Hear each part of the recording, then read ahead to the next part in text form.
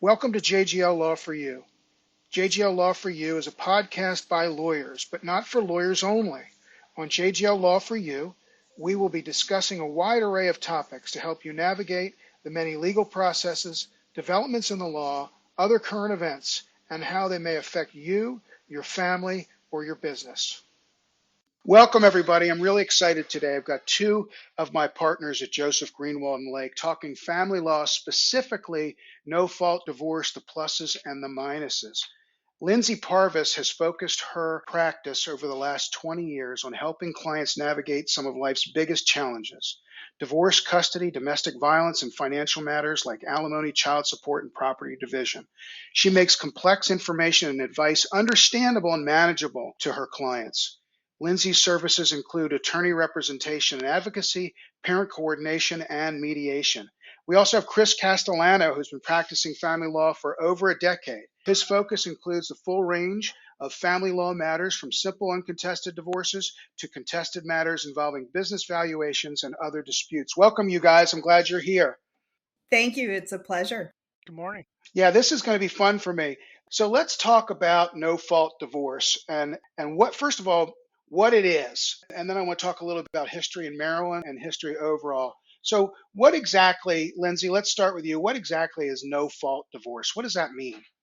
In short, it means that when one or both spouses are choosing to get divorced, they can get divorced without there needing to be some significant rupture in the relationship, some significant bad act that has to be pointed to get a divorce. That's fault divorce territory.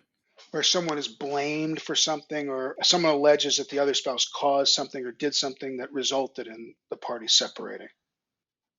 That's right. No fault divorce is about granting a divorce without having a requirement that there be some bad act that requires a divorce. So some of those kind of bad acts, fault grounds historically, are things like adultery and desertion.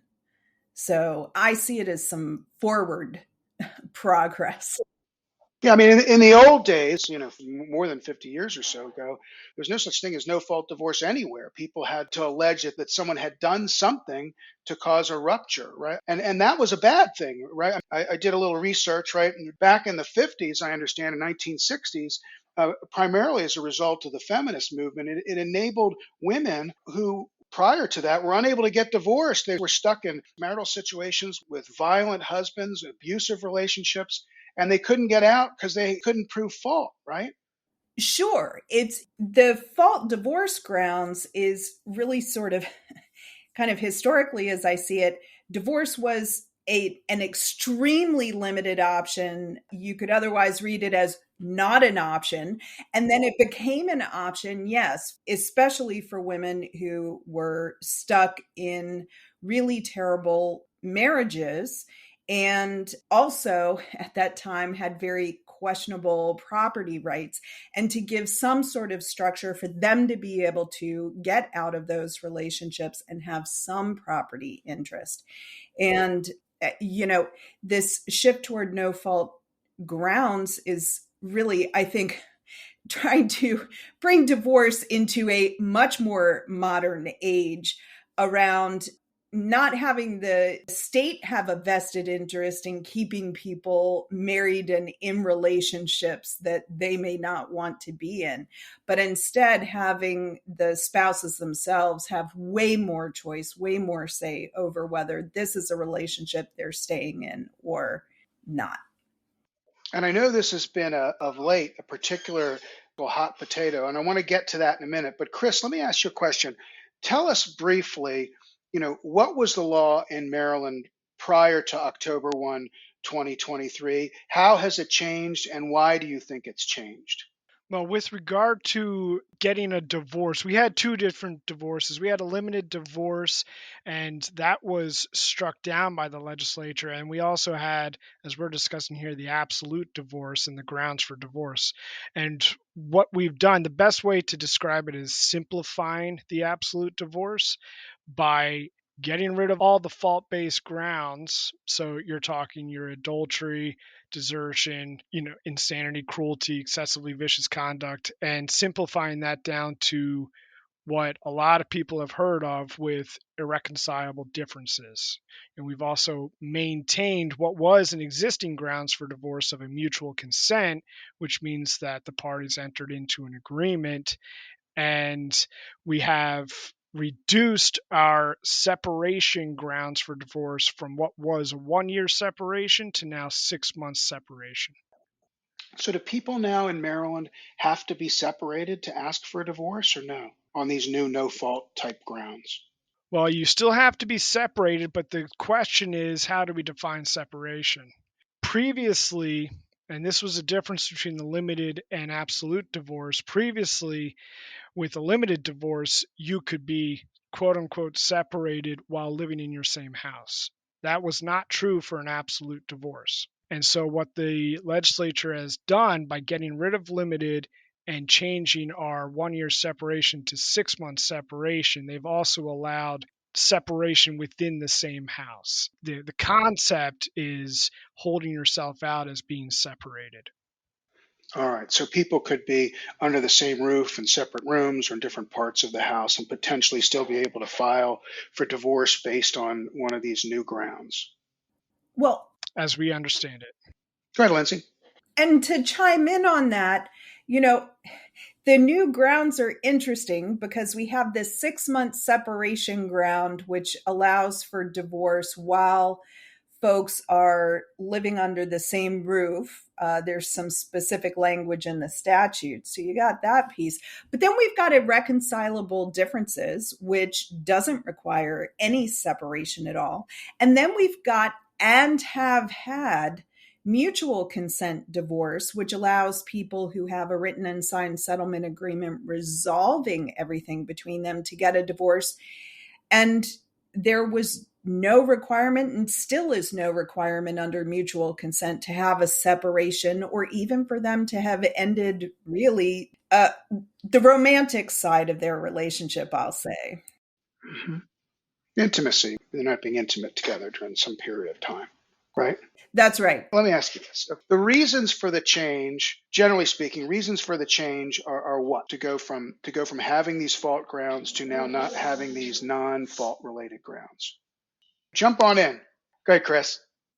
Well, specific to Maryland, from what I understand, is one of the significant motivating factors is access to justice, right? And the ability to get a divorce in a more streamlined manner.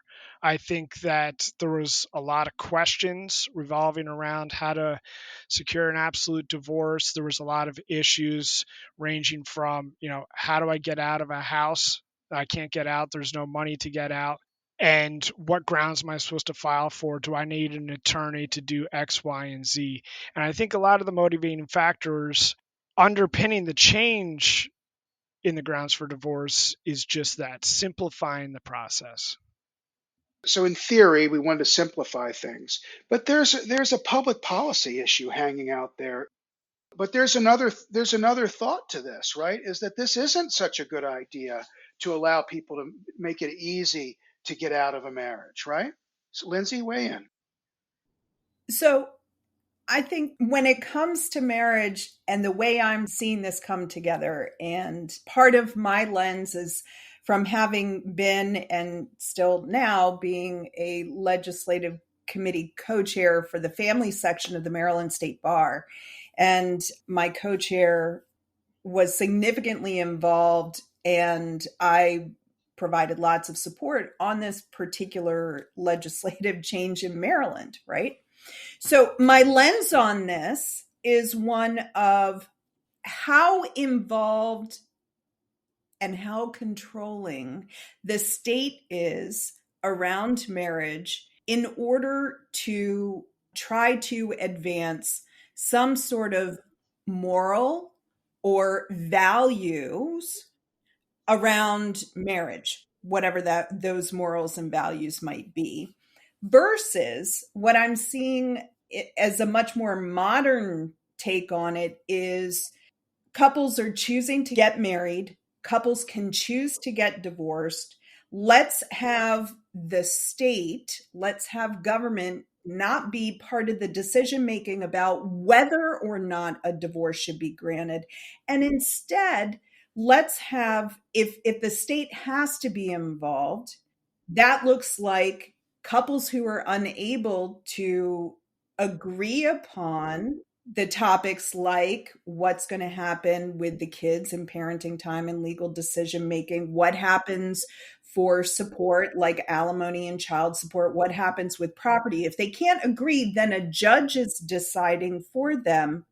Instead of having a judge focused on whether or not they should be getting a divorce, have the judge be focused on what should these outcomes be, right? And to take those very contrasting perspectives, one of kind of the past, should a divorce even be granted? Or should this couple continue to stay married? Really, opens up, well, what are the morals and the values that are being that are shaping that, right? And whose morals and whose values are shaping that? And I think that this change in the law is trying to shift away from having other people's morals, other people's values around what marriage should look like being set to the side, and really have the couple themselves making the choices. All right. So Chris, don't we, listen to Lindsay, but don't we as a society, not as a government, but as a society, don't we have an interest in maintaining families, intact families, an interest in people who get married to try to have them stay together and build a life together? Isn't that something that in large part the country was built on, right?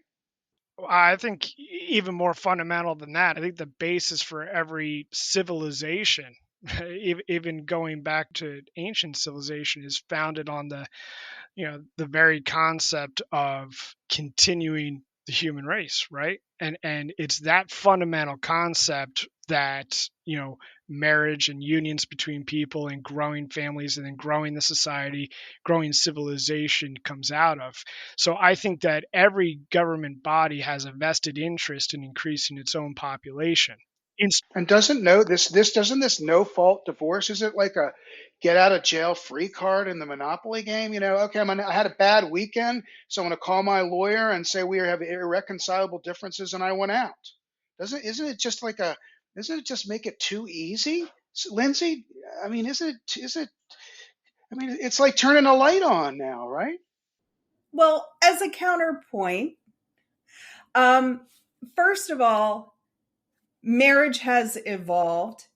Not everyone is getting married. Welcome to 2023 as we are ready to step into 2024. And who gets to get married has evolved over time. Our laws need to evolve too. If we continue to have the same old laws that existed hundreds of years ago, where would we be now? So we need to step into it. To the idea of, and your question, David, about whether or not irreconcilable differences allows sort of a on-off switch on, are we married today? Are we divorced tomorrow? The reality of it is it's not that simple, because in order to get divorced in Maryland, one still has to file in court. A court still has to grant a divorce. So if someone wakes up in the morning and they can't stand that their partner did X, Y, or Z, the coffee you handed me was cold, I don't want to be married to you anymore. The reality is, to actually get divorced, it is a process. And I think that process, between the filing fees to open a case in court, and if the couple can get on the same page or not about what happens with the finances, what happens with any kids. If they don't get on the same page, then they have a trial and a judge decides for them. those are a lot of hurdles for those couples who, if they are out there, wake up in the morning and they're like, not doing this today because of some minor infraction, some minor thing. I don't see it. Okay.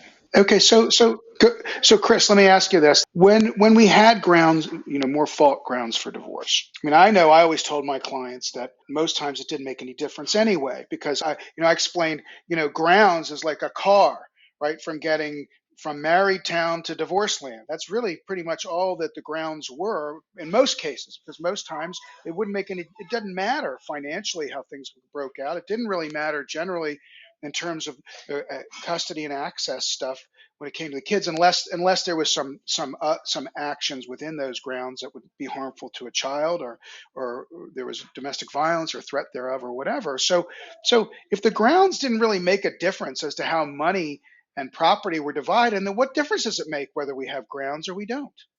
Well, that's exactly right. And to Lindsay's point, and to one of the earlier topics of simplifying, at the end of the day, we almost have to wonder: is this a change in almost semantics more than anything else? Because you know for as long as I've been practicing, we could file for cruelty or excessively vicious or even adultery, but at the end of the day, just like you said, you'd tell the clients, well, it's going to take about 15 months to get to the trial date, and so by that time we're going to amend for a 1-year divorce, 1-year separation as it is.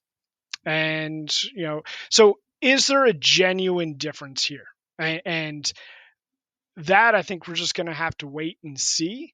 At the end of the day, to Lindsay's point, you're still going to have, hurt feelings between the parties, and you're still going to have the facts that are going to be alleged in the complaint, because you can't just say, as I understand it, irreconcilable differences and leave it at that.